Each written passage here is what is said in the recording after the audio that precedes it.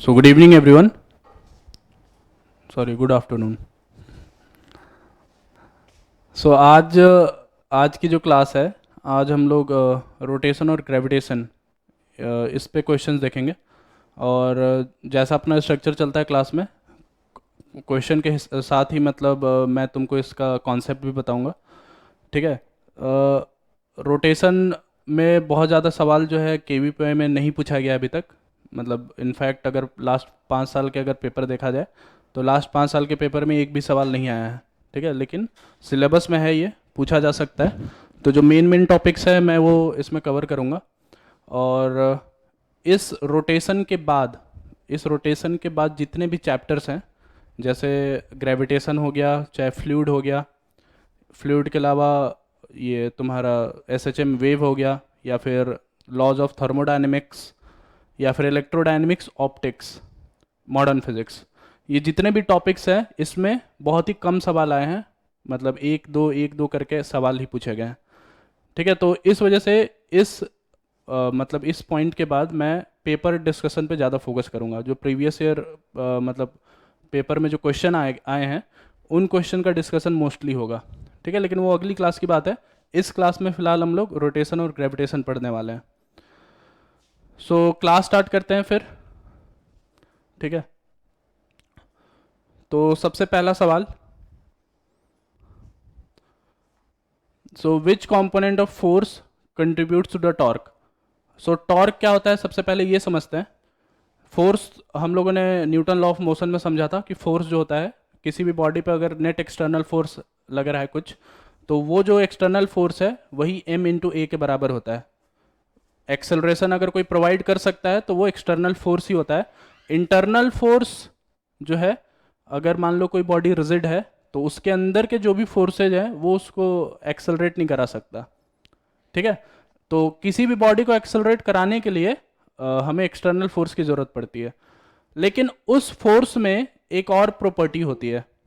जो दूसरी प्रॉपर्टी होती है, वो दूसरी प्रॉपर्टी होती है टॉर्क की प्रॉपर्टी। ठीक है, सो टॉर्क क्या होता है? टॉर्क होता है फोर्स की ऐसी प्रॉपर्टी जिससे रोटेशन प्रोड्यूस हो। मतलब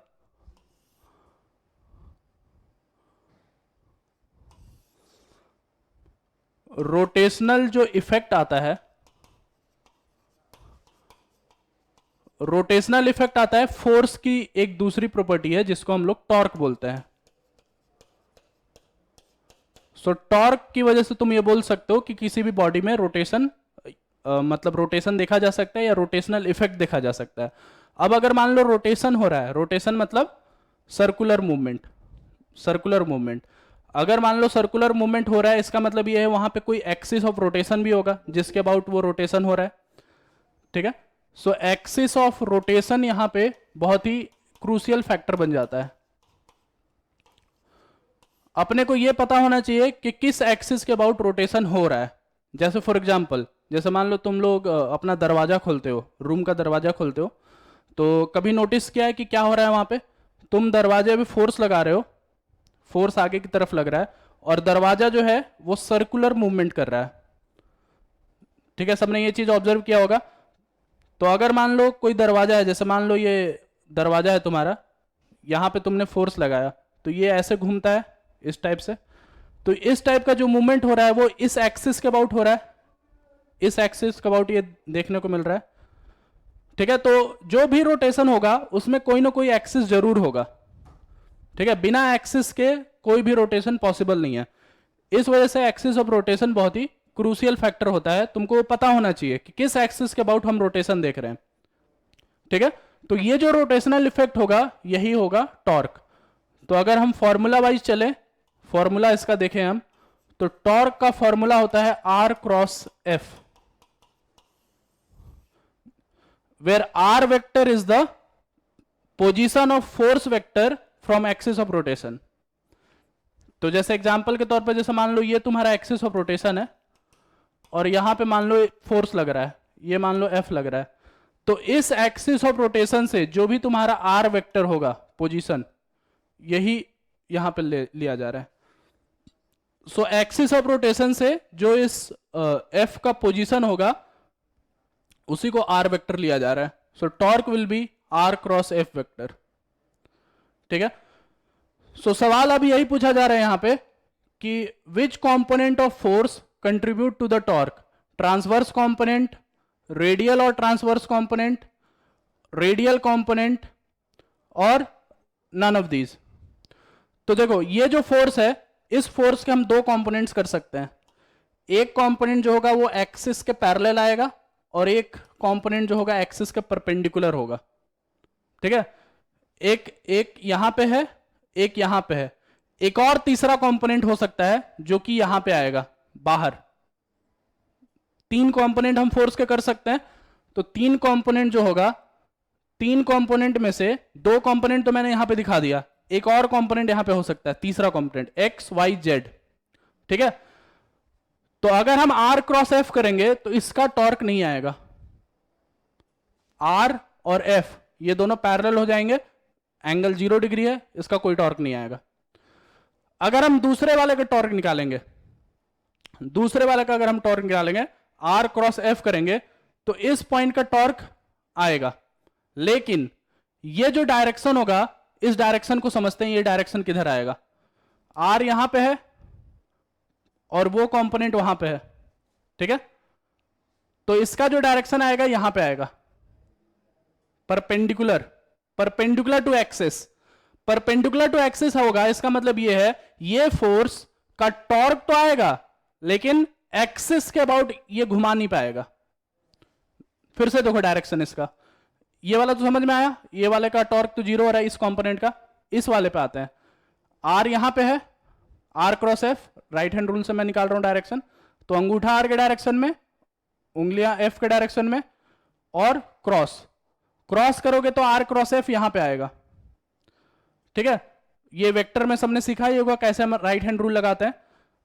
तो यहां पे इसका डायरेक्शन आ रहा है. जब यहां पे डायरेक्शन आ रहा है तो इस एक्सिस के परपेंडिकुलर डायरेक्शन में आ रहा है. देखो अगर यहां पे परपेंडिकुलर डायरेक्शन में आ रहा है तो इसका मतलब ये है कि ये जो टॉर्क आएगा इसको घुमा नहीं पाएगा इस एक्सिस के अबाउट.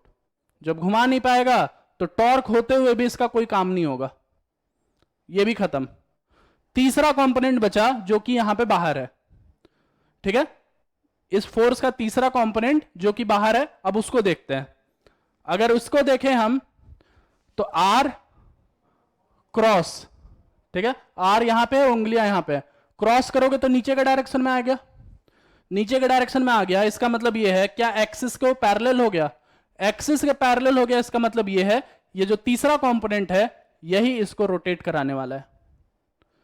सो इस वजह से ये जो तीसरा कंपोनेंट है ये है तुम्हारा ट्रांसवर्स कंपोनेंट. रेडियल कंपोनेंट तो ये वाला होगा, ये दोनों कंपोनेंट हो गए रेडियल वाले. ट्रांसवर्स कंपोनेंट तुम्हारा करेक्ट आंसर होगा, दैट इज ऑप्शन ए.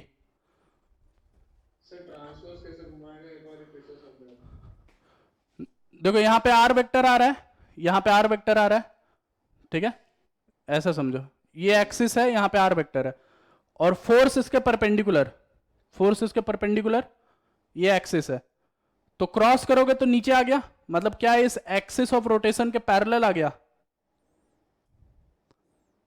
तो एक्सिस ऑफ रोटेशन के पैरेलल आ गया, इसका मतलब ये है ये इसको एक्सिस के अबाउट घुमा सकता है.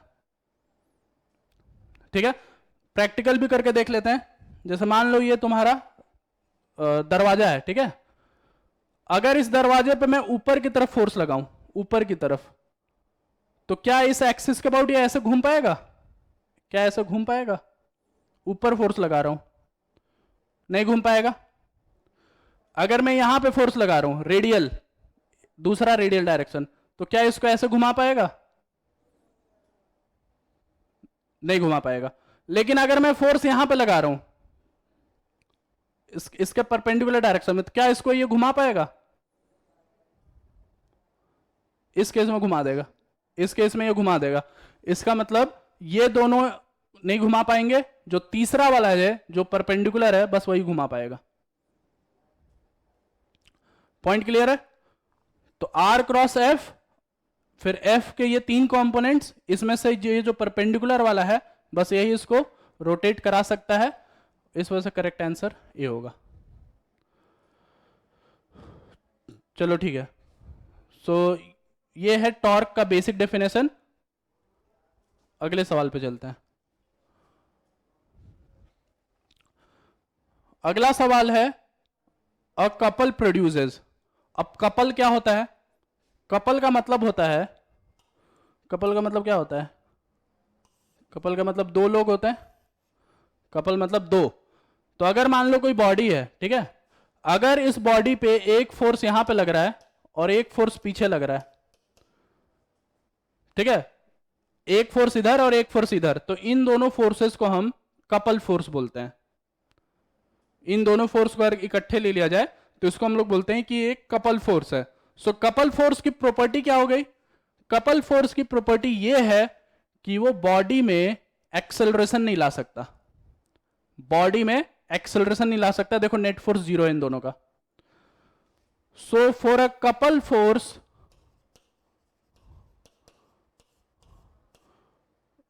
F net is equal to zero, that is acceleration is equal to zero.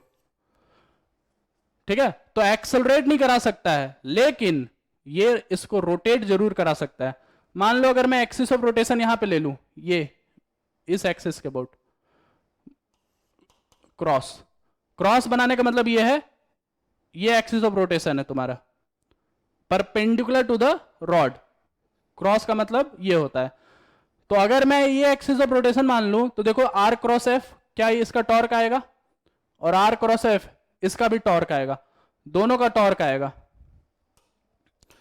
इसका टॉर्क आएगा इस डायरेक्शन में, इसका टॉर्क आएगा इस डायरेक्शन में। देखो ये दोनों एक ही डायरेक्शन में, एक ही डायरेक्शन में है, तो ये इसको रोटेट करा सकता है। तो एक कपल फोर्स सिर्फ और सिर्फ रोटेशन करा सकता है, ट्रांसलेशन नहीं करा सकता। इसको हम लोग ट्रांसलेशन भी बोल सकते हैं, ट्रांसलेशन या फिर रेक्टिलिनियर मोशन, रोटेशन या फिर रोटेशनल मोशन। ये सब नाम तुम लोग पढ़ोगे अपने आगे के चैप्टर्स में, ठीक है। अभी तो काइनेमेटिक्स के में पढ़ा होगा तुम लोगों ने बहुत कुछ, लेकिन जैसे चैप्टर्स आगे बढ़ेंगे तो कुछ अलग अलग नाम भी तुमको देखने को मिलेगा।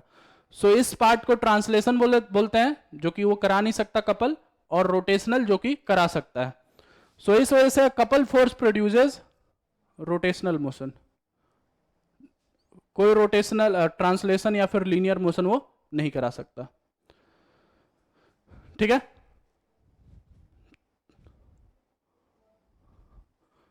चलो अगले सवाल पे चलते हैं।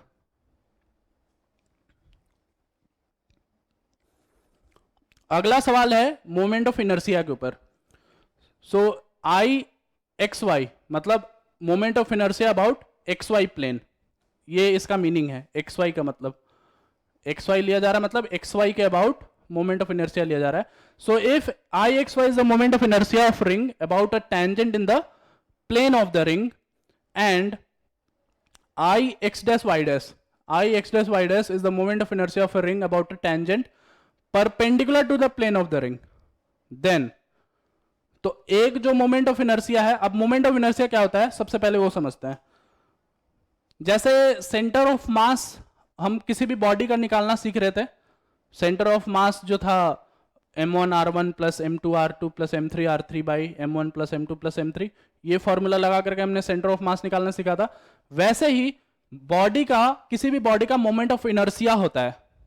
मतलब इनर्शिया का मतलब क्या? इनर्शिया का मतलब ये है एक टेंडेंसी जिससे कि वो मोशन को रेजिस्ट करता हो। इनर्शिया का बेसिक मतलब यही होता है कि अपना वो स्टेट ऑफ मोशन वो चेंज नहीं करना चाहता है, तो चेंज नहीं करना चाहता तो वो किसी भी चेंज को रेजिस्ट करता है, उसी रेजिस्टेंस को हम लोग इनर्शिया बोलते हैं। सो मोमेंट ऑफ इनर्शिया एक टाइप से हो गया रोटेशनल मोशन का इनर्शिया। अगर कोई बॉडी को तुम अगर रोटेशनल मोशन में लाना चाह रहे हो तो वो उस इनर्शिया से उसको रेजिस्ट करने की कोशिश में होगा। सो वो जो रेजिस्टेंस रोटेशनल में देखने को मिल रहा है वही मोमेंट ऑफ इनर्शिया है। सो मोमेंट ऑफ इनर्शिया का फॉर्मूला होता है integration dm into r square, या फिर इसको ऐसे लिख सकते हो m1r1 square plus m2r2 square plus m3r3 square, इस टाइप से। तो ये जो समेशन होगा या ये जो सम होगा यही सम तुमको मोमेंट ऑफ इनर्शिया देगा। अगर इंटीग्रल फैक्टर की बात करें तो यहां पे जो डीएम है, ये डीएम है किसी भी एलिमेंट का मास, और आर जो है इस एलिमेंट का लोकेशन है, लोकेशन ऑफ डीएम। इसी टाइप का हमने कुछ किया था सेंटर ऑफ मास में भी, याद करो सेंटर ऑफ मास में भी हमने किया था integration DM x bye integration DM. सो डीएम वहां पे भी एक एलिमेंट हुआ करता था और एक्स उस डीएम का सेंटर ऑफ मास का लोकेशन होता था, जो भी डीएम का सेंटर ऑफ मास का लोकेशन। बिल्कुल उसी तरीके से यहां पे भी डीएम एक एलिमेंट है और आर उस एलिमेंट का लोकेशन है। तो इस फॉर्मूले से तुम किसी भी मोमेंट ऑफ इनर्शिया को निकाल सकते हो किसी भी एक्सिस के अबाउट। ये जो आर है ये एक्सिस से डिस्टेंस है उस डीएम का। सो location of DM from axis of rotation ये बताया जा सकता है। ठीक है, तो ये होता है मोमेंट ऑफ इनर्शिया किसी भी एक्सिस के अबाउट। इसके दो थ्योरम है, दो थ्योरम आगे जो कि तुम पढ़ोगे। एक है परपेंडिकुलर एक्सिस थ्योरम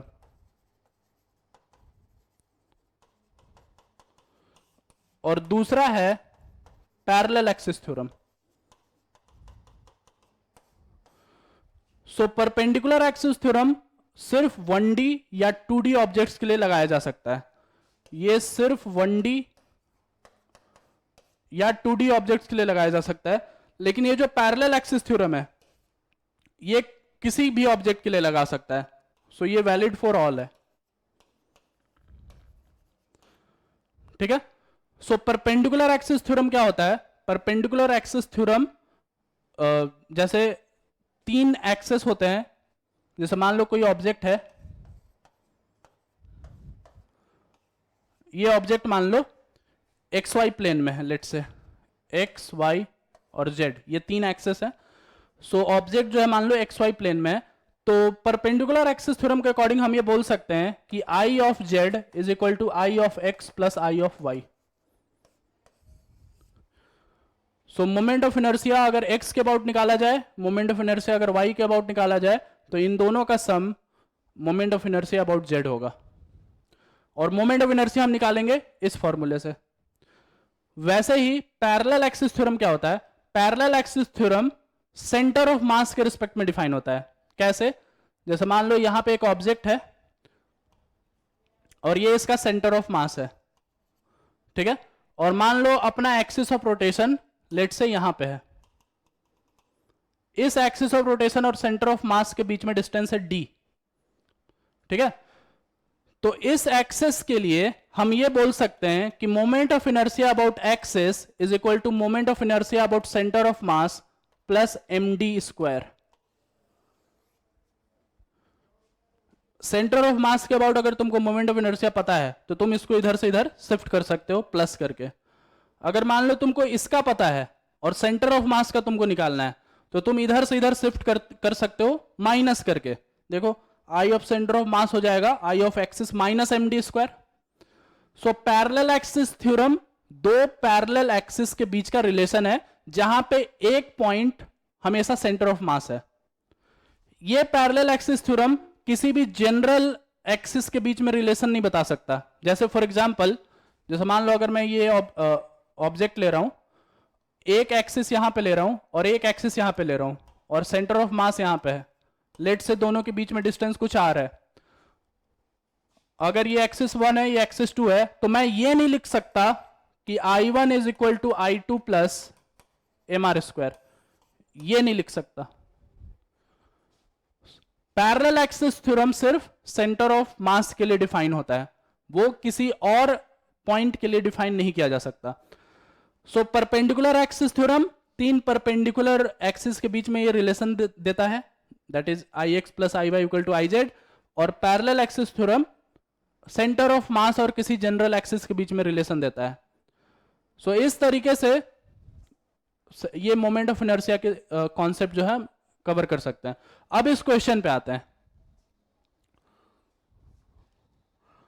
अब क्वेश्चन पे आते हैं, यहां पे बोला गया कि एक रिंग है, ये एक रिंग है, मान लिया एक रिंग है, ठीक है। और I x y is the moment of inertia about a tangent in the plane of the ring. तो tangent in the plane of the ring मतलब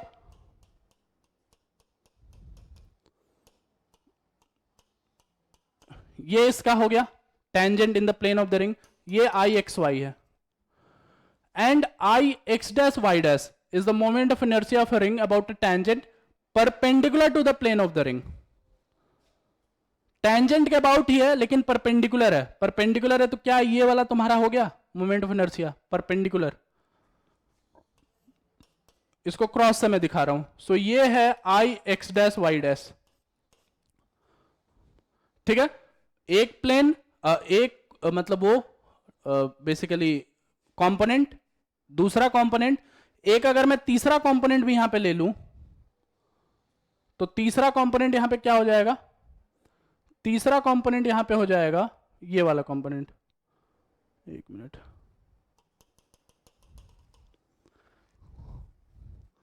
ठीक है, ये तुम्हारा तीसरा वाला कंपोनेंट हो जाएगा. यहां पे आई थिंक एक ऑप्शन मिसिंग है, ये आई एक्स डैश वाई डैश होगा. सो अपने बीच अपने को इसमें और इसमें रिलेशन ढूंढना है कि इसमें और इसमें क्या रिलेशन होगा. ठीक है, इसमें तुमको ये वैसे इसकी जरूरत नहीं पड़ेगी, इसके बिना भी अपन निकाल सकते हैं. देखो कैसे, ये जो एक्सिस है, ठीक है, आगे भी हम देखेंगे कि सेंटर ऑफ मास के अबाउट रिंग का मोमेंट ऑफ इनर्शिया होता है mr स्क्वायर. तो ये जो एक्सिस है इसके अबाउट मोमेंट ऑफ इनर्शिया क्या मैं लिख सकता हूं, mr square plus mr square. ये I about centre of mass है और ये md स्क्वायर है. ठीक है, तो यहां पे एक्सिस है, इसके अबाउट mr स्क्वायर होता है. ठीक है, अगर मैं एक्सिस यहां पे लूं, सेंटर ऑफ मास से यहां से पास हो रहा है, एक एक्सिस यहां पे ले रहा हूं, इसको मैं 2 बोल रहा हूं. तो इसमें और इसमें इन दोनों के बीच में भी रिलेशन दिया जा सकता है, that is I x Y is equal to I centre of mass axis 2 plus mr square.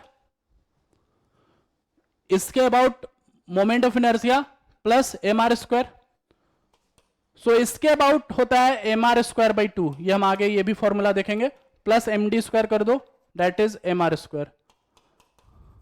So I x y का वैल्यू हो जाएगा ये और I x dash Y dash का वैल्यू हो जाएगा ये.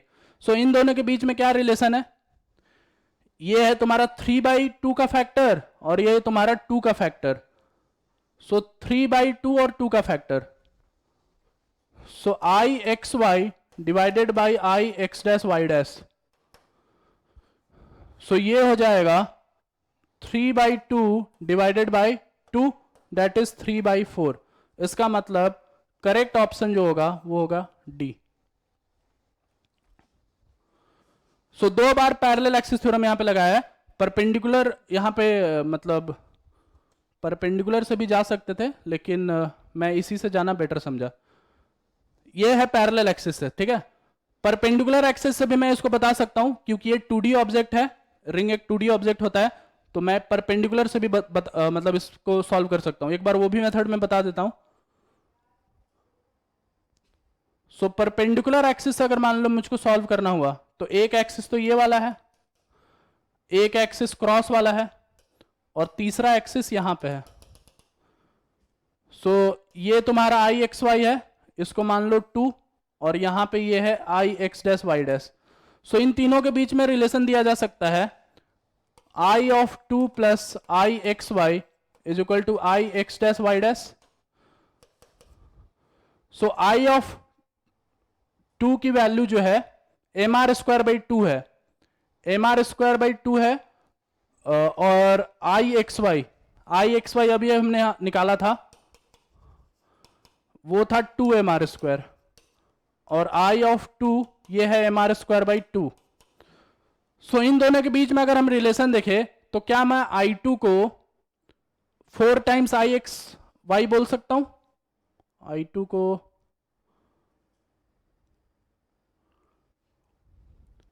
एक मिनट, आई एक्स वाई कितना आया था, mr स्क्वायर सॉरी ये 3/2 था.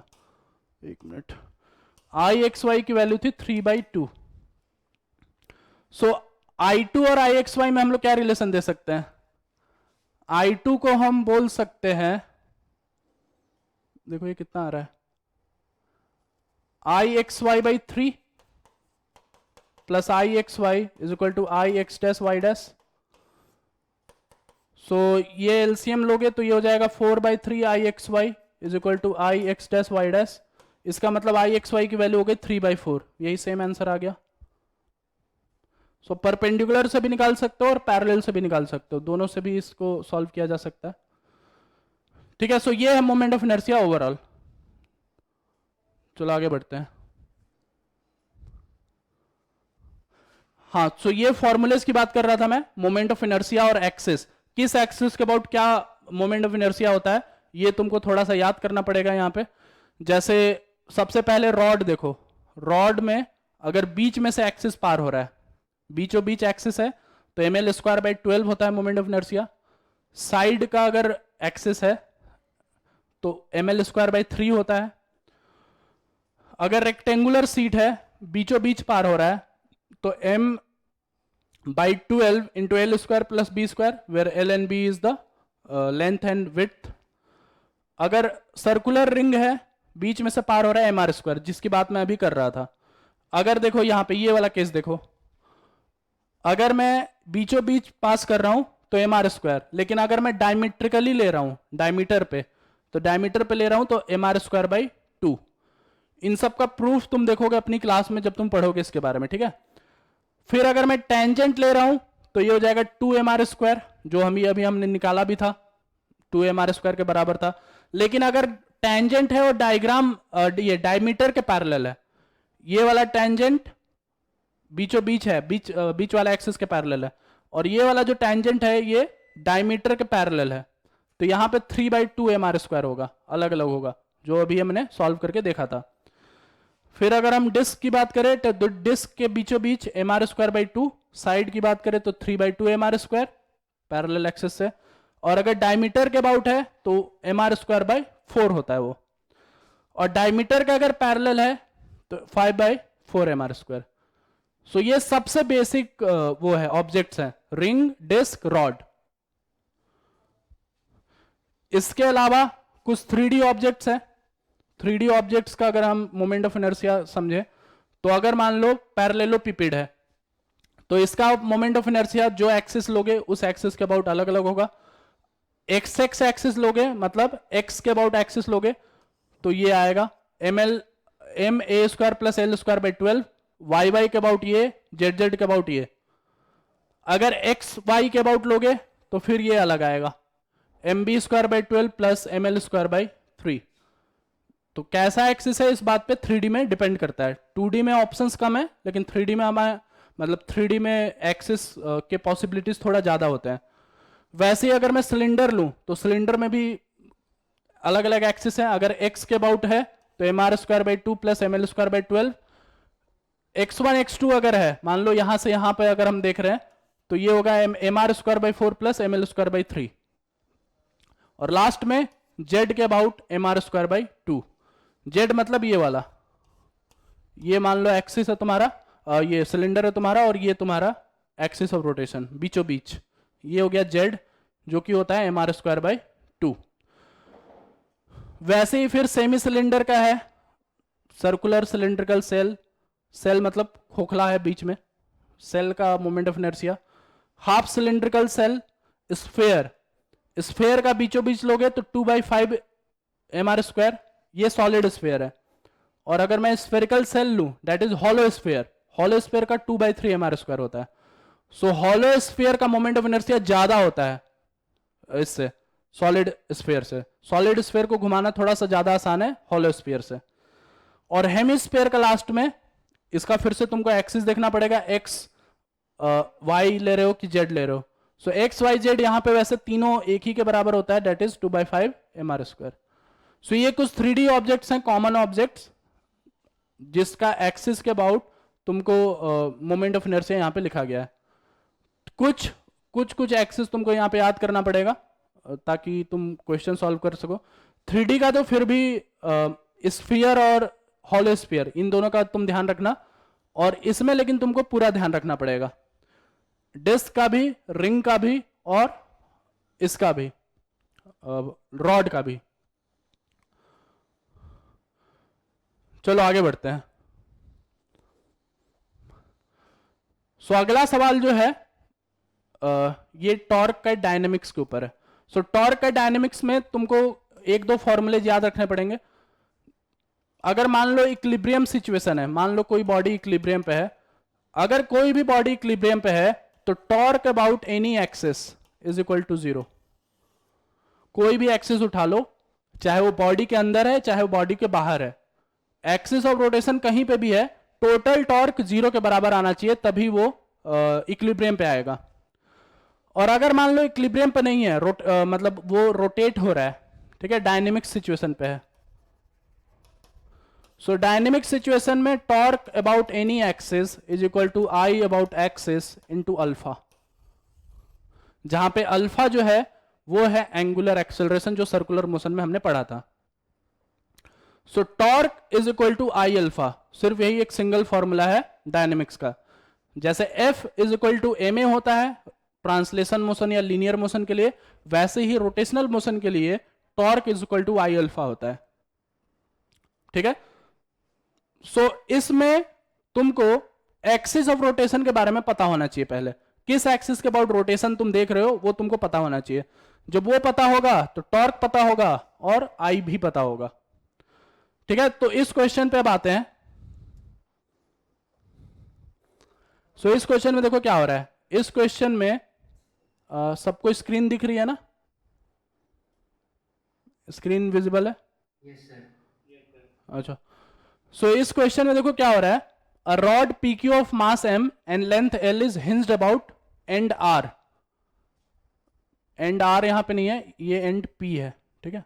सो p के अबाउट हिंज किया गया है। हिंज किया गया मतलब ये तुम्हारा एक्सिस ऑफ रोटेशन है, इसी के अबाउट ये घूमने वाला है। हिंज मतलब कील ठोका हुआ है यहां पे। The rod is kept horizontally by a massless string tied at point Q as shown in the figure.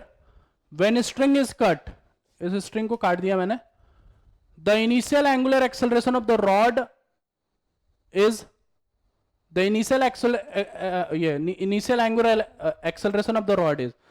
तो सवाल ये पूछा जा रहा है कि अगर मान लो मैंने इसको कट कर दिया तो कट करने के जस्ट बाद कितना एंगुलर एक्सेलरेशन आएगा।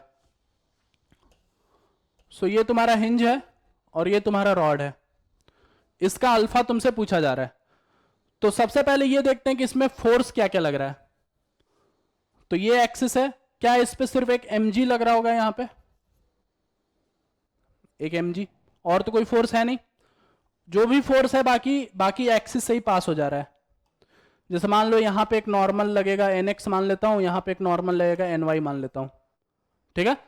तो nx और ny यहीं से पास हो जा रहा है। ओवरऑल FBD ये है। अपने को अल्फा चाहिए, तो इस एक्सिस के about torque equal to I alpha हम लगा सकते हैं। सो टॉर्क देखो, टॉर्क कितना है, टोटल लेंथ L है, ये लेंथ L/2 है। सो क्या टॉर्क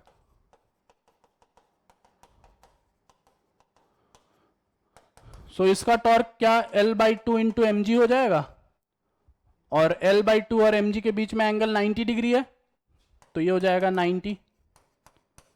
तो L/2 into mg into sine 90। ये वाला जो कंपोनेंट है ये तुम्हारा ट्रांसवर्स कंपोनेंट है, ये रेडियल वाला कंपोनेंट नहीं है, क्योंकि तुम्हारा एक्सिस ऑफ रोटेशन देखो यहां पे है, एक्सिस ऑफ रोटेशन यहां पे, फोर्स यहां पे है, देखो परपेंडिकुलर आ रहा है, ये एक्सिस ऑफ रोटेशन है। फोर्स अगर ये होता कोई टॉर्क नहीं आता, फोर्स अगर ये वाला होता तब भी कोई टॉर्क नहीं आता, लेकिन फोर्स यहां पे है, यहां पे है, चाहे ऊपर होता तब टॉर्क आ गया। टॉर्क आ गया मतलब ये तुम्हारा टॉर्क आ गया, is equal to I into alpha. So इसके अबाउट आई जो होता है वो होता है ml²/3 इंटू अल्फा। अल्फा की वैल्यू आ गई, mm काट दो, एक l इससे काट दो, सो यहां से अल्फा की वैल्यू आ जाएगी 3g/2l। सो 3g/2l मतलब करेक्ट ऑप्शन डी हो जाएगा। ये है इसका डायनेमिक का सिचुएशन।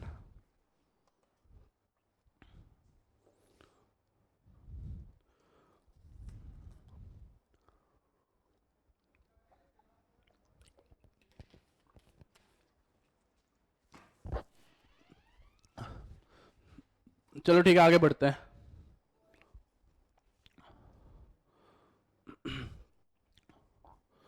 चलो अगला क्वेश्चन देखते हैं। अगला क्वेश्चन है, a ball rolls without slipping. तो रोलिंग का कंडीशन है। तो रोलिंग का कंडीशन मैं पहले बता देता हूं कि रोलिंग क्या होता है।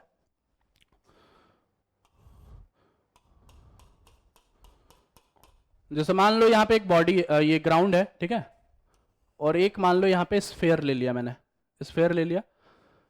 तो इस स्फेयर को क्या किया मैंने, ग्राउंड पे ऐसे फेंक दिया। तो ग्राउंड पे अगर फेंक दिया तो देखो यहां पे क्या होगा, यहां पे ये आगे भी बढ़ेगा और रोटेट भी होगा। ट्रांसलेशन प्लस रोटेशन दोनों होगा यहां पे। अभी तक हमने क्या पढ़ रहा, अभी तक हम लोग क्या पढ़ रहे थे, ट्रांसलेशन अलग पढ़ रहे थे, रोटेशन अलग पढ़ रहे थे। ट्रांसलेशन मतलब linear motion F equal to m a, और रोटेशन मतलब torque equal to I alpha. लेकिन ऐसे क्वेश्चंस भी पॉसिबल है जहां पे दोनों मोशन एक साथ हो रहा है। तो यहां पे ट्रांसलेशन और रोटेशन दोनों एक साथ हो रहा है। सो इन टाइप के क्वेश्चंस को करने के लिए हम हमेशा सेंटर ऑफ मास को रेफरेंस मानते हैं। जब ट्रांसलेशन और रोटेशन दोनों मिक्स चल रहा है तो हमेशा सेंटर ऑफ मास के अबाउट हम इसको पढ़ने वाले हैं। सेंटर ऑफ मास से कोई कंफ्यूजन नहीं आएगा। बाकी अगर कोई दूसरा पॉइंट लोगे तो बहुत कंफ्यूजन आएगा, उसमें नहीं पढ़ पाओगे। किसी में स्यूडो फोर्स आ जाएगा, किसी में कुछ अलग मतलब पैरामीटर आ जाएगा, वो सब काफी ज्यादा कंफ्यूजिंग होगा। इस वजह से हम हमेशा सेंटर ऑफ मास के अबाउट इसको पढ़ते हैं, लीनियर को भी और रोटेशन को भी, ठीक है। अब रोलिंग का कंडीशन क्या होता है, रोलिंग का कंडीशन ये होता है कि जो बॉटम मोस्ट पॉइंट है जहां पे कांटेक्ट हो रहा है इस ऑब्जेक्ट का और इस ग्राउंड का, जिस पॉइंट पे कांटेक्ट हो रहा है उस पॉइंट पे स्लिपिंग नहीं होना चाहिए। स्लिपिंग नहीं होने का मतलब यह है कि इस पॉइंट पे रिलेटिव जीरो होना चाहिए। सो अगर ग्राउंड रेस्ट पे है तो ये वाला पॉइंट भी रेस्ट पे आना चाहिए। अगर ये ग्राउंड v वेलोसिटी से चल रहा है तो इस पॉइंट को भी v वेलोसिटी से चलना पड़ेगा। अगर ये ग्राउंड a एक्सेलरेशन से चल रहा है तो इस पॉइंट को भी a एक्सेलरेशन से चलना पड़ेगा। अगर ये सिचुएशन मिल पा रहा है तो हम ये बोल पाएंगे कि ये रोलिंग है, ये रोलिंग कंडीशन में, ठीक है। रोलिंग कंडीशन में, प्योर रोलिंग सिचुएशन में ये आ रहा है। सो उसी को हम लोग बोलते हैं रोलिंग विदाउट स्लिपिंग। जो प्योर रोलिंग का कंडीशन आता है उसी को हम बोलते हैं रोलिंग विदाउट स्लिपिंग। स्लिपिंग मतलब रगड़ता हुआ नहीं चल रहा है, आराम से घूमते घूमते चल रहा है। जैसे जो तुम्हारा मोटरसाइकिल या फिर फोर व्हीलर्स होते हैं, ठीक है, अगर वो नॉर्मल स्पीड पे चले तो आराम से घूमते घूमते आगे बढ़ रहे होते हैं। लेकिन वही अगर मैं उस पर ब्रेक मार दूं तो ब्रेक मारूंगा तो वो रगड़ाते हुए आगे बढ़ेगा, स्लिप होगा वहां पे। ये जो रगड़ाना होता है इसी को हम लोग बोलते हैं स्लिपिंग। सो प्योर रोलिंग या रोलिंग विदाउट स्लिपिंग, ये दोनों चीजें सेम होती है। सो पॉइंट समझ में आया। जिस पॉइंट पे कांटेक्ट हो रहा है उस पॉइंट पे रिलेटिव जीरो होना चाहिए। रेस्ट पे है ग्राउंड तो ये भी रेस्ट पे होना चाहिए, ये वाला बॉटम वाला पॉइंट। अगर ये एक्सेलरेट हो रहा है तो इसको भी एक्सेलरेशन में आना पड़ेगा। सो अगर मान लो ये एक्सेलरेशन ए है, ए से आगे बढ़ रहा है और ये अल्फा से घूम रहा है, तो इस पॉइंट का एक्सेलरेशन देखा जाए तो ये सेंटर ऑफ मास का एक्सेलरेशन मतलब ये भी ए से एक्सेलरेट हो रहा है। अगर सेंटर ऑफ मास ए से लिनियरली आगे चल रहा है तो बॉडी का हर एक पॉइंट ए से आगे बढ़ रहा है। और ये अगर अल्फा से घूम रहा है तो ये वाला पॉइंट पीछे अल्फा आर से जा रहा है। ये हमने डिस्कस किया था सर्कुलर मोशन में, टेंजेंशियल एक्सेलरेशन और रेडियल एक्सेलरेशन के बीच का रिलेशन। जैसे मान लो अगर कोई ऑब्जेक्ट है अल्फा में घूम रहा है तो हम ये बोल सकते हैं कि इसका जो टेंजेंशियल एक्सेलरेशन है वो अल्फा आर के बराबर है। ये हमने वहां पे सर्कुलर मोशन में देखा था, वही रिलेशन यहां पे यूज हो रहा है।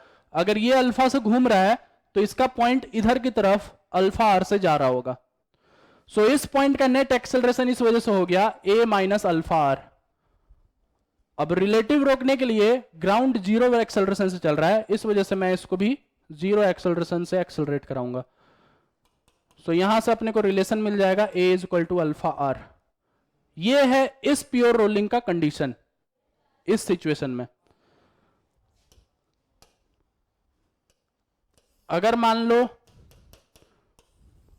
ये एक्सेलरेशन ए से चल रहा है, ये अल्फा से घूम रहा है, और ये इधर चल रहा है A1 से, लेट से ये ग्राउंड जो है A1 से चल रहा है मान लो। तो इस पॉइंट का एक्सेलरेशन फिर से हो जाएगा A माइनस अल्फा आर, इसको इस बार A1 के बराबर किया जाएगा। A1 के बराबर होगा तभी ये प्योर रोलिंग में चल पाएगा। सो ये है तुम्हारा प्योर रोलिंग का कंडीशन। अब क्वेश्चन पे आते हैं। सो क्वेश्चन में ये है कि बॉल रोल्स विदाउट स्लिपिंग, ये रोलिंग स्लिपिंग के बिना हो रही है, मतलब प्योर रोलिंग हो रही है। Radius of gyration of the ball about an axis passing through its centre is K, if radius of the ball be R, the fraction of total energy associated with rotational energies. तो radius of gyration का एक simple सा formula है, I about any axis is equal to M के square. अगर किसी radius of gyration को निकालना है तुम्हें, तो मोमेंट ऑफ इनर्शिया को एम के स्क्वायर के बराबर कर दो। So radius of gyration is simply I about any axis divided by m. तो जहां पे भी मोमेंट ऑफ इनर्शिया है उसकी जगह पे तुम एम के स्क्वायर से रिप्लेस कर सकते हो। ठीक है, ये होता है रेडियस ऑफ गायरेशन। ये जब चैप्टर पढ़ोगे तब तुमको क्लैरिटी होगा कि हम रेडियस ऑफ गायरेशन का आखिर क्यों यूज करते हैं। वहां पे जनरलाइज करने के लिए कुछ कंडीशंस अपने को पढ़ने होते हैं, जो जनरलाइज करने के लिए हम रेडियस ऑफ गायरेशन का यूज करते हैं। उस पर मैं नहीं जा रहा हूं, सिंपली तुम ये रिलेशन याद रखो अभी। सो यहां पे एक बॉल है, बॉल है मतलब ये एक सॉलिड बॉल है, सॉलिड बॉल हम मान के चलेंगे बाय डिफॉल्ट, और ये प्योर रोलिंग में जा रहा है। तो इसका वेलोसिटी मैं v मान लेता हूं और ये ओमेगा मान लेता हूं। ठीक है, सो वेलोसिटी v और ओमेगा है, तो प्योर रोलिंग होने की वजह से ये रिलेशन दिया जा सकता है v is equal to omega r. ये वाला पॉइंट रेस्ट पे होगा। So v is equal to omega r है। ठीक है, तो जो इसका ट्रांसलेशन एनर्जी है, ट्रांसलेशन एनर्जी वो होगा हाफ एम वी स्क्वायर, और जो इसका रोटेशनल एनर्जी है वो होगा half I omega square, I about axis, और वो एक्सिस यहां पे होगा centre of mass. So half M we square ये होगा तुम्हारा ट्रांसलेशन एनर्जी, और यहां पे भी तुम सेंटर ऑफ मास का यूज कर सकते हो, सेंटर ऑफ मास का वेलोसिटी, और रोटेशनल एनर्जी होगा half I omega square.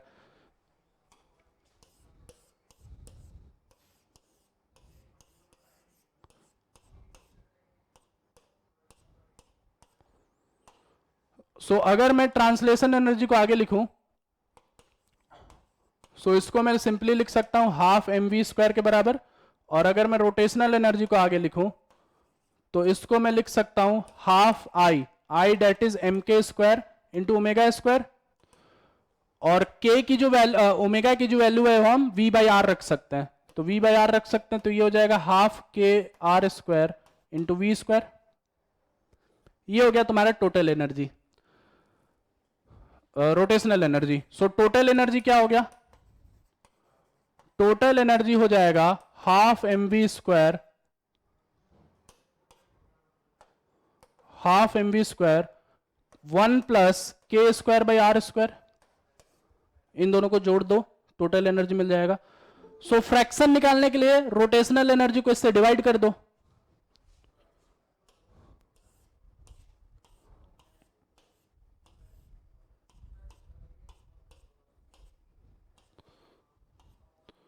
So fraction तुम्हारा हो जाएगा rotational energy by total energy, that is half M के square by R square into V square divided by half M we square into 1 plus K square by R square.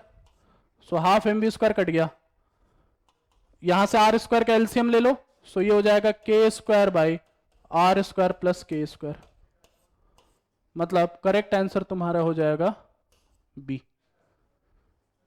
ये होगा तुम्हारा fractional, इतना fraction तुम्हारा इसमें जाएगा।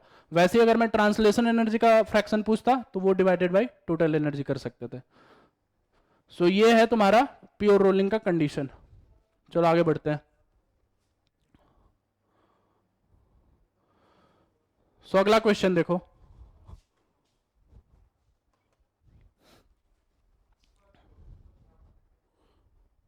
सो अगला question है a wheel having angular momentum. अब एंगुलर मोमेंटम क्या होता है इसकी बात करते हैं सबसे पहले।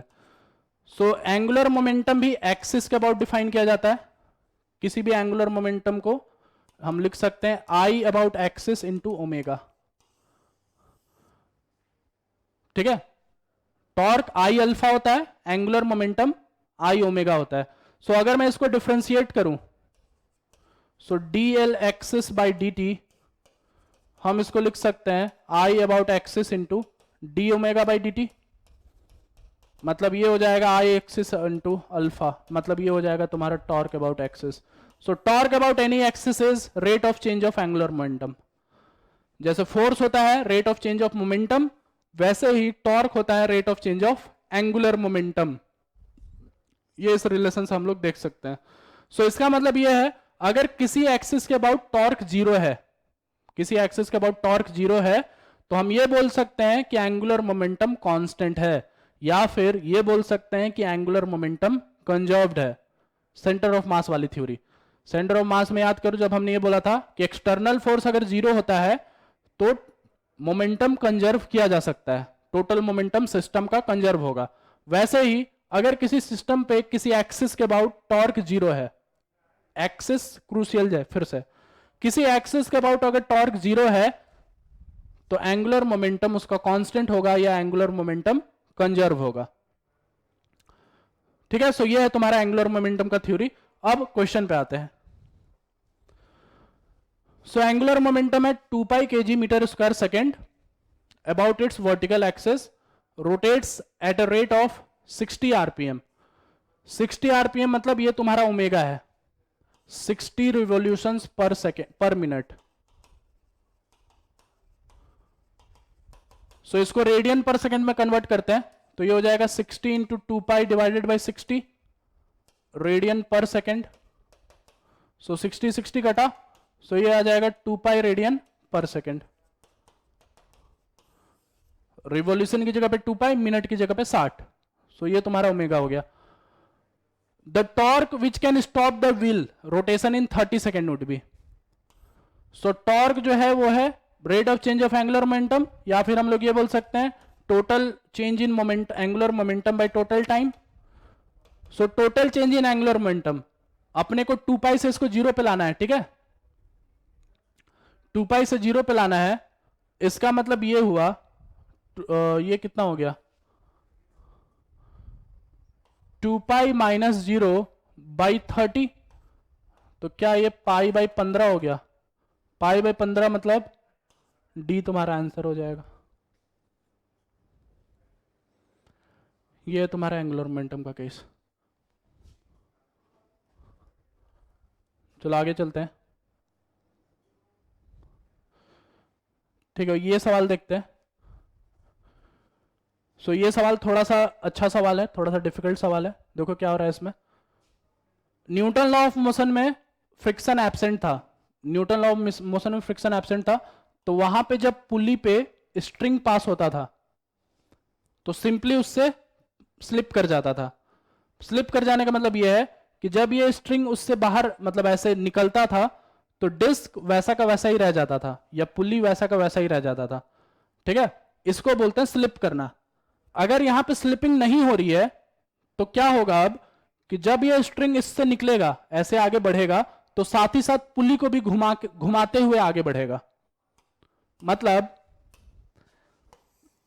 अगर मान लो ये स्ट्रिंग जो है इस पे ऐसे लपेटा हुआ है और ये स्ट्रिंग ऐसे आगे बढ़ रहा है, तो इसका मतलब ये है ये पुली को घुमाते हुए आगे बढ़ेगा, तब जाकर के इसमें स्लिपिंग नहीं होगा, ये रोलिंग होगा सिचुएशन।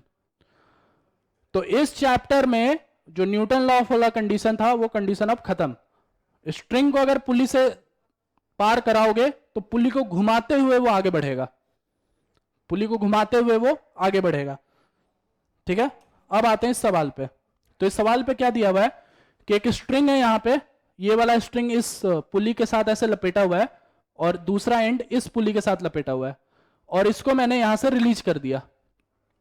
रिलीज कर दिया तो अपने से ये पूछा गया है if alpha is the angular acceleration of lower disc, इसका एंगुलर एक्सेलरेशन अल्फा है, and a center of mass is the acceleration of mass of lower disk. a center of mass इसका acceleration है, तो इसको मैं बना देता हूं, ये इसका सेंटर ऑफ मास ACM से चल रहा है और इसका अल्फा जो है इस तरीके से घूम रहा है। तो अपने को इन दोनों के बीच में रिलेशन पूछा जा रहा है कि ये रिलेशन कितना होगा। ठीक है, ये पूछा जा रहा है। सो ये डिस्क भी यहां पे घूमने वाला है, ये डिस्क घूमने वाला है, मान लो ये अल्फा 1 है, लेट से ये अल्फा 1 है। तो अगर ये अल्फा 1 है तो क्या ये पूरा स्ट्रिंग, ये वाला जो पॉइंट है, क्या ये नीचे चल रहा है अल्फा 1 आर से, जहां पे आर इसका रेडियस है? अच्छा, दोनों का रेडियस आर ही है, दोनों आइडेंटिकल डिस्क है। तो इसका मतलब ये जो पॉइंट है ये नीचे अल्फा आर से चल रहा होगा, क्योंकि अगर ये अल्फा से घूम रहा है तो इसके सारे पॉइंट्स अल्फा आर से आगे चल रहे हैं। सो हम लोग रिलेशन दे सकते हैं कि ACM plus alpha R is equal to alpha 1 R. अब अपने को अल्फा 1 ढूंढना है बस। अल्फा 1 अगर मिल गया हमें तो ये रिलेशन हम लोग पता कर सकते हैं। अच्छा एक मिनट, ये अल्फा इधर है, अच्छा ठीक है, रिलेशन ठीक है। ये नीचे जा रहा है, ये ऐसे खुलेगा ना, ऐसे तो खुलेगा नहीं, हाँ ठीक है, ये रिलेशन ठीक है। सो अल्फा 1 और अल्फा के बीच में अब रिलेशन चाहिए, अल्फा 1 और अल्फा के बीच में रिलेशन चाहिए, तो सबसे पहले टॉर्क निकालते हैं। तो देखो इस डिस्क पे यहां पे टेंशन T लग रहा है और एक सेंटर ऑफ मास यहां से पार हो रहा है बीचों बीच, तो सेंटर ऑफ मास का तो कोई लोड है नहीं, क्योंकि एक्सिस यही है, इस डिस्क का या पुली का एक्सिस ऑफ रोटेशन यही है। सो ऊपर वाले डिस्क के लिए हम लोग ये लिख सकते हैं कि T into R is equal to MR square into alpha, alpha 1। और लोअर डिस्क के लिए, लोअर डिस्क के लिए हम लोग ये लिख सकते हैं कि T यहां पे ऊपर लग रहा है और इसका सेंटर ऑफ मास नीचे है, तो सेंटर ऑफ मास के अबाउट फिर से अगर हम टॉर्क लिखे तो minus T into R is equal to MR square into alpha. दोनों को डिवाइड कर दो, एक में प्लस आ रहा है एक में माइनस आ रहा है, ठीक है। देखो टॉर्क इसको ऐसे की तरफ घुमाएगा। सो इन दोनों के बीच में अगर हम रिलेशन देखें तो रिलेशन देखो, तो ये रिलेशन क्या आ रहा है, एक है प्लस और एक है माइनस। सो इसका मतलब ये है alpha is equal to minus alpha 1 हम बोल सकते हैं। सो इसको डाल दो इसमें, इसको अगर इसमें डालोगे तो ACM जो होगा क्या वो -2 अल्फा आर आ जाएगा। -2 अल्फा आर आने का मतलब ये है कि दोनों के बीच में जो रिलेशन होगा, ये तो सारे ही इन्होंने 2 अल्फा आर कर दिया है, यहां पे कोई एक माइनस साइन भी रहेगा, ठीक है, यहां पे एक माइनस साइन डाल दे रहा हूं मैं, ये ऑप्शन तुम्हारा करेक्ट होगा। ठीक है, तो ये एक टाइप से क्वेश्चन हुआ तुम्हारा जिसमें दोनों चीजें इन्वॉल्व हो रही है, रोलिंग भी इन्वॉल्व हो रही है और पुली का भी मोशन इन्वॉल्व हो रहा है। चलो ठीक है, आगे बढ़ते हैं।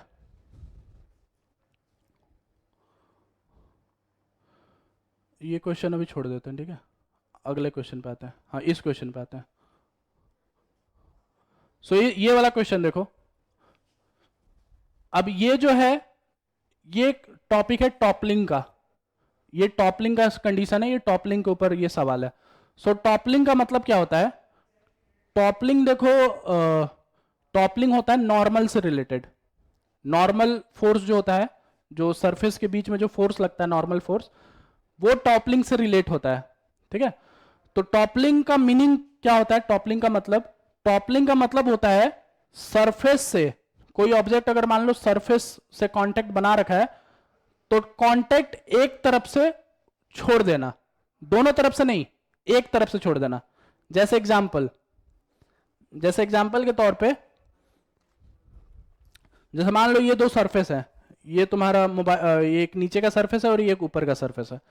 तो अगर ये चलते चलते इस तरीके से अगर उठने लग जाए, ठीक है, ध्यान से देखना, अगर ये चलते चलते एक तरफ से उठने लग जाए तो हम ये बोलेंगे कि ये ऑब्जेक्ट टॉपल कर रहा है, एक तरफ से उठ जाना। अगर तुमने पूरा उठा दिया, ये टॉपलिंग नहीं है। टॉपलिंग का मतलब होता है चलते चलते एक तरफ से ऐसे उठ जाना। तो ये होता है टॉपल, टॉपल कर जाना, मतलब उलटने के कगार पे अब आ गया, उल्टा होने का अब सिचुएशन इसमें आ रहा है। जनरली टॉपलिंग तुमने देखा होगा जब एक्सीडेंट्स वगैरह होते हैं तब सर्कुलर टर्न पे सबसे ज्यादा टॉपलिंग का कंडीशन मिलता है। जैसे मान लो कार है, कार ऐसे कहीं पे एक टर्न आया, वहां पे घूमने के सिचुएशन में है, तो बहुत बार ऐसा होता है कि घूमते घूमते उसका जो बाहर वाला चक्का है वो उठ जाता है। कभी ये देखा होगा, अगर तुमने मोटो जीपी अगर कभी देखा होगा तो तुमको ये हर बार देखने को मिलेगा कि कोई कार अगर सर्कल में चल रहा है तो सर्कल में चलते चलते जब वो टर्न लेता है तो आगे वाला बाहर वाला जो चक्का है वो ऊपर उठ जाता है, तो उसका ऊपर उठना ही टॉपलिंग होता है। ठीक है, सो टॉपलिंग का कंडीशन क्या होता है, टॉपल अगर हो रहा है कोई ऑब्जेक्ट तो टॉपलिंग का कंडीशन क्या होता है, टॉपलिंग का कंडीशन होता है torque of normal about centre of mass should be greater than equal to torque of other forces about center of mass।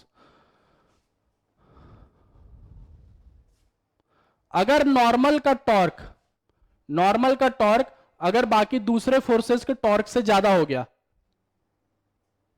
उल्टा लिख दिया, कम होगा, ये ज्यादा होगा।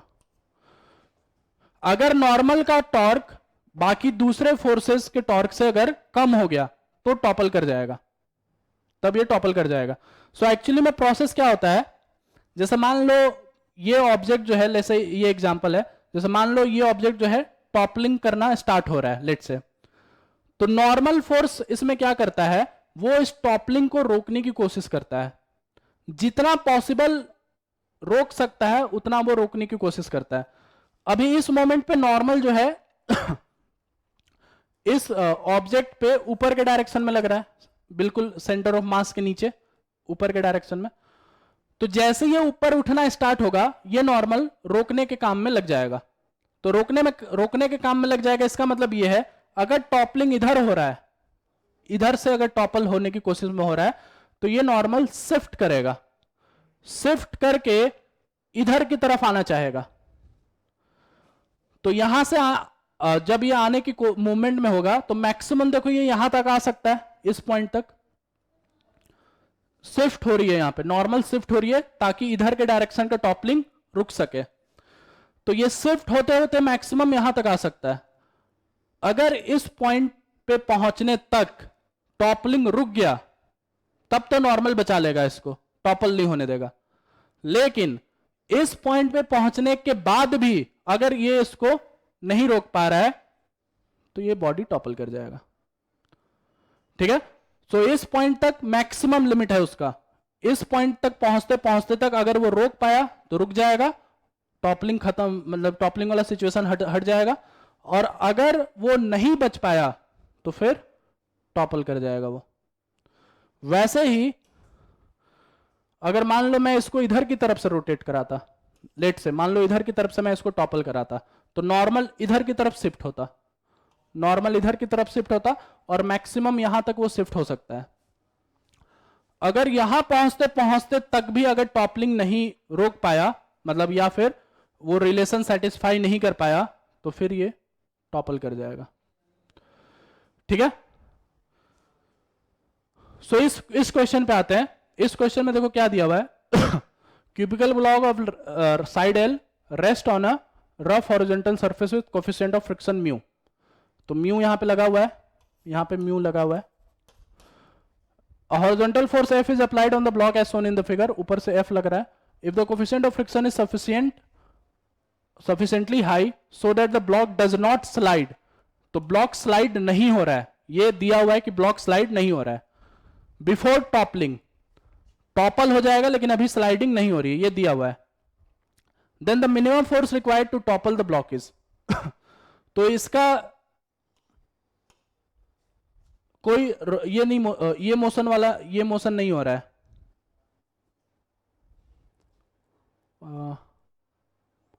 आवाज आ रहा है सबको?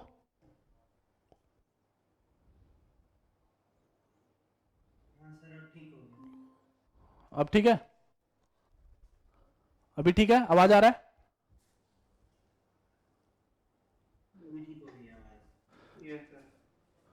ठीक है, सो देखो, तो अभी स्लाइडिंग नहीं हो रही है, स्लाइडिंग नहीं हो रही है और फोर्स लग रहा है, ठीक है, सिर्फ टॉपलिंग का कंडीशन देखना है। तो नॉर्मल इस पॉइंट से इधर की तरफ शिफ्ट होगा, नॉर्मल को यहां पे शिफ्ट करा दो। तो सेंटर ऑफ मास के अबाउट जब कंडीशन लिखेंगे हम लोग टॉपलिंग का, सो वो होगा torque of normal about centre of mass should be less then torque of other forces about centre of mass. So force normal, एक यहां पे mg लग रहा है और साथ ही साथ एक पीछे के डायरेक्शन में फ्रिक्शन भी लग रहा है और ये फ्रिक्शन अभी F के बराबर है, ये फ्रिक्शन अभी F के बराबर है क्योंकि कोई स्लाइडिंग नहीं हो रही है।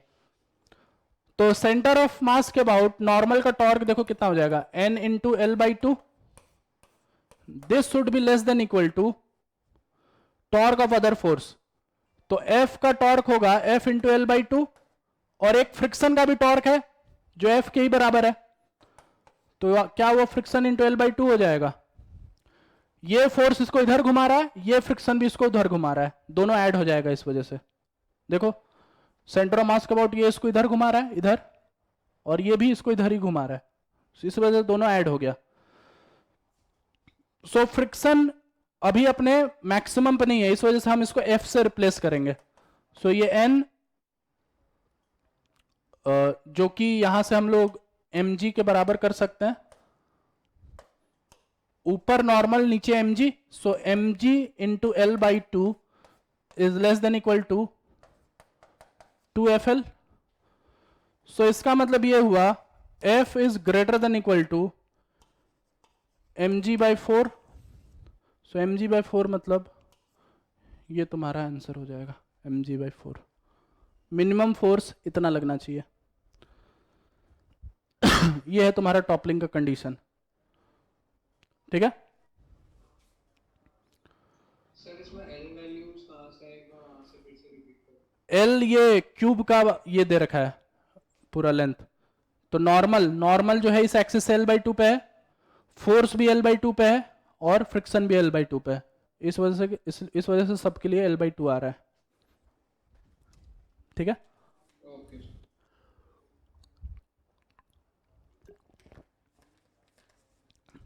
तो यहां पे ये सारे रोटेशन के मैंने मेन कॉन्सेप्ट्स ले लिए हैं, ठीक है, जो भी मेजर कॉन्सेप्ट्स हैं वो मैंने यहाँ पे ले लिए हैं। बाकी हम लोग पेपर जब डिस्कस करेंगे तब देखेंगे किस टाइप का और सवाल आ सकते हैं। सो यहाँ से अब ग्रेविटेशन का पार्ट डिस्कस करते हैं।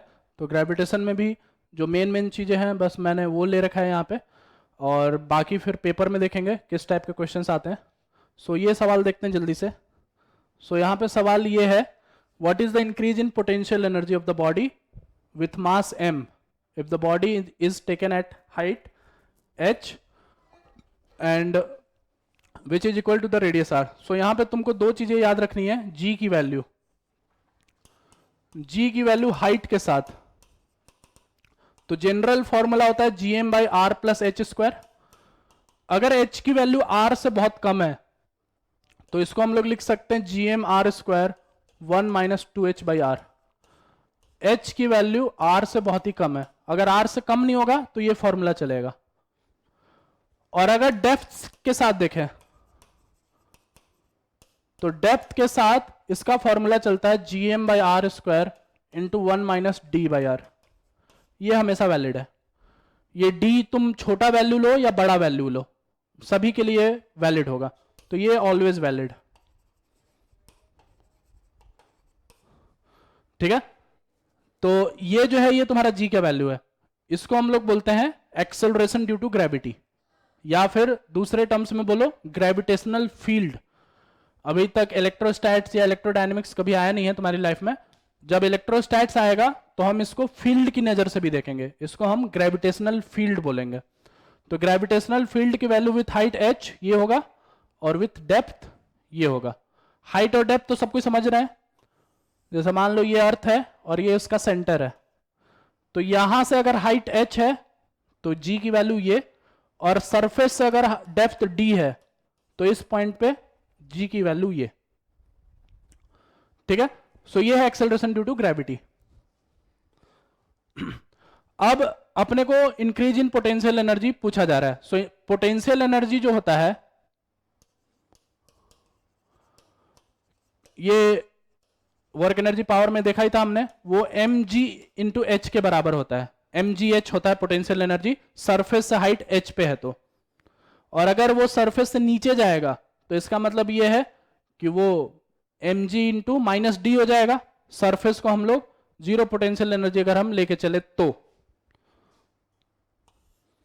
यहां पर रेफरेंस पॉइंट है, अगर इस रेफरेंस पॉइंट को हम जीरो मान के चल रहे हैं तो हाइट h पे mgh और डेप्थ d पे माइनस mgd।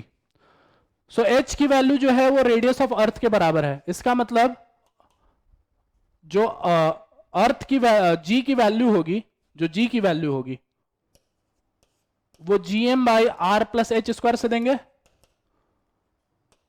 तो gm by R plus H मतलब gm by R plus R का square into R. General formula जो है वो चलेगा, ना कि अप्रोक्सीमेटेड फॉर्मूला। सो इस वजह से ये वैल्यू हो जाएगा m into gm by 4r square into R. So ये वैल्यू हो जाएगा m by 4 into gm by R square into R. अब ये जो gm बाई आर स्क्वायर है, ये gm बाई आर स्क्वायर है g की वैल्यू, मतलब gravity, acceleration due to gravity on surface. So surface पे है तो इसको हम लोग लिख सकते हैं mgr अपॉन 4।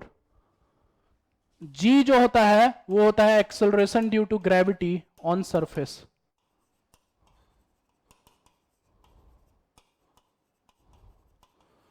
जो कि होता है gm by R square. Height h पे g की वैल्यू वो और डेप्थ d पे g की वैल्यू वो, जो हमने पिछली स्लाइड में लिखा था। But gm by R square ये हमेशा g से हम लोग डिनोट करते हैं। इस वजह से करेक्ट आंसर हो जाएगा mgr अपॉन 4।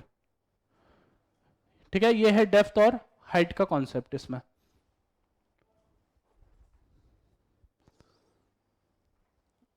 चलो अगला सवाल देखते हैं। Consider a body of mass m which needs to be moved from an orbit of radius 2r to 3r. What is the energy required? So मान लो यहां पे एक अर्थ है और इसके अबाउट एक ऑब्जेक्ट ऐसे घूम रहा है। ठीक है, सो इसका जो रेडियस है, इसका रेडियस है 2r के बराबर। अगर ऑब्जेक्ट ये घूम रहा है इस अर्थ के अबाउट, इसका मतलब ये है इस पे एक सेंट्रीपिटल फोर्स लग रहा होगा। सर्कल में घूम रहा है अगर तो सेंट्रीपिटल फोर्स लग रहा है, और वो सेंट्रीपिटल फोर्स प्रोवाइड करेगा इन दोनों के बीच में लगने वाला ग्रेविटेशनल फोर्स। सो इस वजह से हम लोग ये बोल सकते हैं कि ग्रेविटेशनल फोर्स जो कि है gmm by 2r square is equal to mv square by 2r। So इसका मतलब ये हो जाएगा mm कटा, सो यहां से तुमको ये वैल्यू मिल जाएगा कि v square is equal to gm by 2r। ये पहला रिलेशन।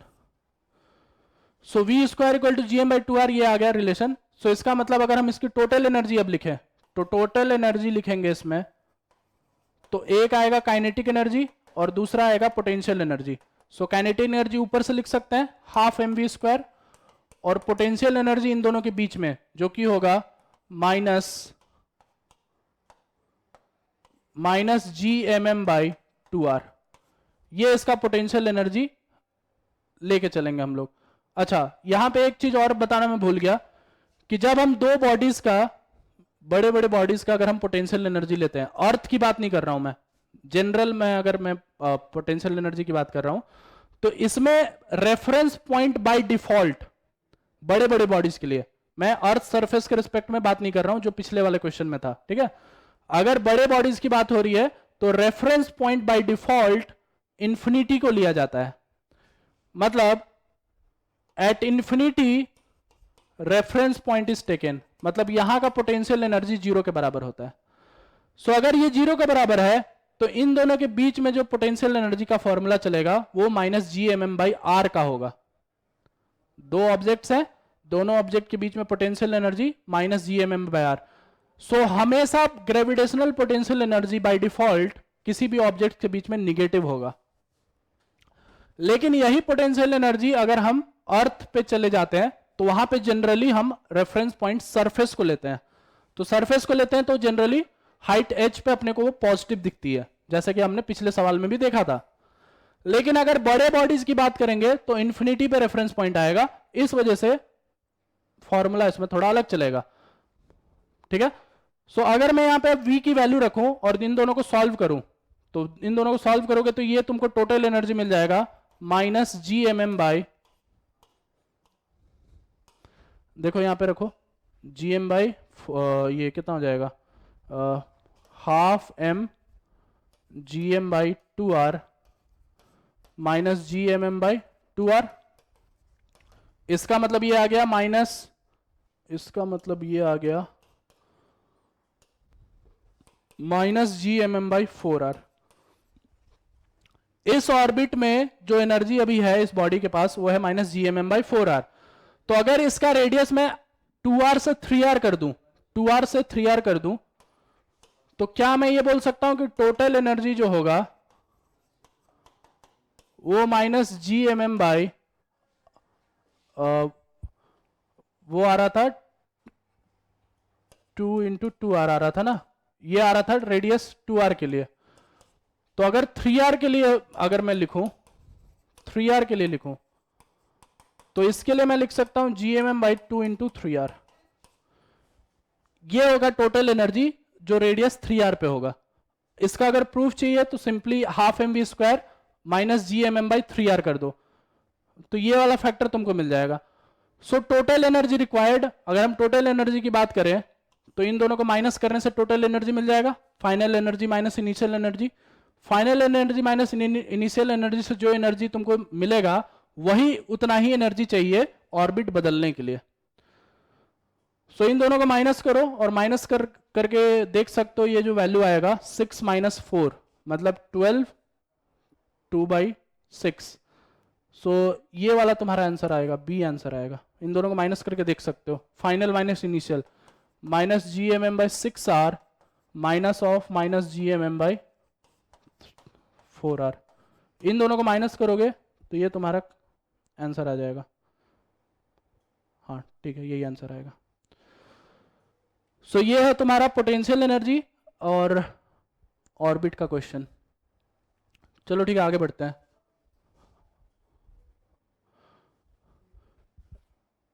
एक ये कॉन्सेप्ट है एस्केप का। अब एस्केप का मतलब क्या होता है, जैसे एस्केप यहां पे देख सकते हो, एस्केप वेलोसिटी की बात हो रही है। तो अगर मान लो कोई एक यहां पे, मान लो लेट से ये अर्थ है और इसके अबाउट कोई ऑब्जेक्ट जो है रोटेट हो रहा है, रोटेट हो रहा है, या मान लो सरफेस पे भी रखा हुआ है, लेट से कहीं पे भी कुछ भी हो रहा है। अगर इस ऑब्जेक्ट को मान लो मुझको ऑर्बिट से एस्केप कराना है या इसके सरफेस से एस्केप कराना है, कहीं से भी एस्केप कराना है, तो एस्केप का मतलब होता है टोटल एनर्जी को जीरो कर देना। अगर इस ऑब्जेक्ट का फाइनल एनर्जी जीरो के बराबर हो जाए तो हम ये बोल सकते हैं कि ये एस्केप कर गया। सो अगर कोई ऑब्जेक्ट एस्केप कर रहा है तो टोटल फाइनल एनर्जी ये जीरो के बराबर होता है। ठीक है, टोटल फाइनल एनर्जी जीरो के बराबर होता है। तो इस सैटेलाइट का जो एनर्जी है जो अभी अभी हमने डिस्कस किया, वो कितना आ रहा था, वो है minus G M M by 2r के बराबर, sorry G M M by 4r के बराबर। ये सैटेलाइट का टोटल एनर्जी है।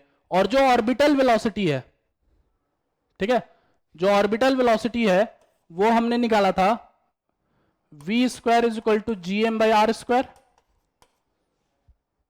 एक बार देखना जरा, ये G M by R square ही था ना, M B square by R, 2r था, यहां पे 2r था, जी एम बाई 2r स्क्वायर। ये तुम्हारा हो गया ऑर्बिटल वेलोसिटी, ऑर्बिट में जो घूम रहा है। और अपने को स्केप वेलोसिटी निकालना है, तो स्केप वेलोसिटी निकालना है तो टोटल एनर्जी को हम जीरो के बराबर कर देंगे। टोटल एनर्जी लिखते हैं, टोटल एनर्जी होगा हाफ जी एम बाई, ये हो जाएगा r plus half M V escape square is equal to zero. ये एनर्जी 0 के बराबर होना चाहिए, तभी वो स्केप कर जाएगा। सो इसका मतलब ये हो गया, यहां से वी स्केप की जो वैल्यू मिलेगी वो मिल जाएगी gm/2gm/r। तो इन दोनों के बीच में क्या रिलेशन होगा, इन दोनों के बीच में रिलेशन देख लो क्या होगा। यहां से अपने को मिलेगा v² is equal to 4v², v² equal to 4v² मतलब v equal to 2v, v equal to 2v।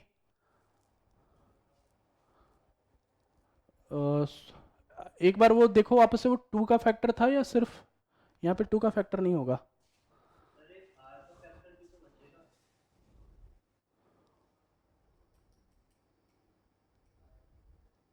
एक बार मैं इसको वापस से निकालता हूं, रुको 1 मिनट। ऑर्बिटल के लिए gmm/r² is equal to mv²/r। तो r कटा, mm कटा, तो v की वैल्यू आ जाएगी gm/r v²। तो r का फैक्टर देखो कट गया, r का फैक्टर कट गया, और 2 का फैक्टर भी सिर्फ एक ही होगा। इसका मतलब ये आएगा v इक्वल टू 2v²। इसका मतलब करेक्ट आंसर आएगा second, b equal to √2v0। सो इतने से वो स्केप करेगा और ये तुम्हारा ऑर्बिटल वेलोसिटी है। फाइनल एनर्जी को 0 के बराबर करना है।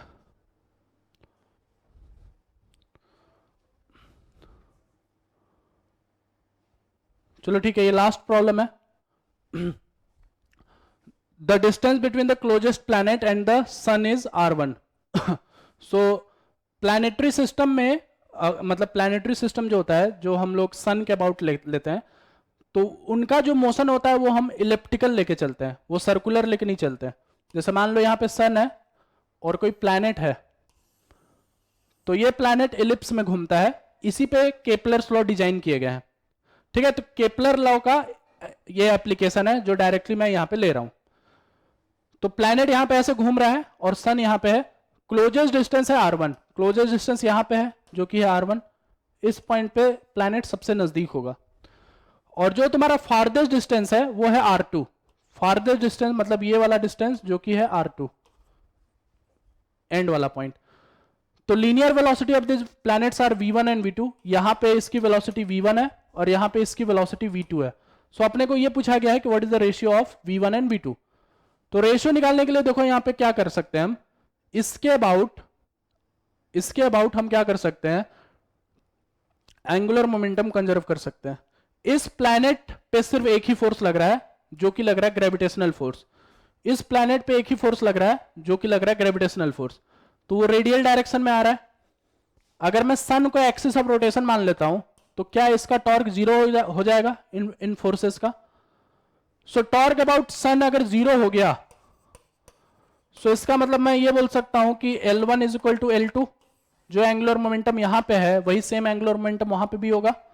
सो एंगुलर मोमेंटम दोनों बराबर है। इसका मतलब ये है I into ω1 is equal to I into ω2। I1 into ω1 is equal to I2 into ω2.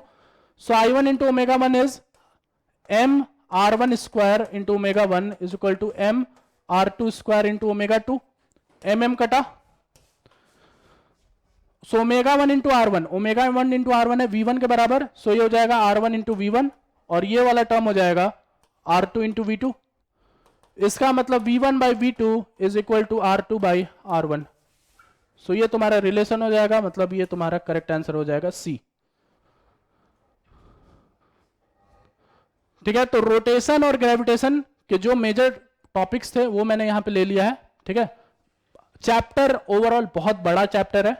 अगर हम रोटेशन की ही बात करें तो वो भी बहुत बड़ा चैप्टर है। मैं सारे चीजें जो है यहाँ पे वो डिस्कस नहीं कर सकते, बट जो मेजर कॉन्सेप्ट्स हैं जो पहले भी कभी 10 साल 15 साल पहले पूछा गया है, मैंने उन सारे कॉन्सेप्ट्स को यहाँ पे ले लिया है।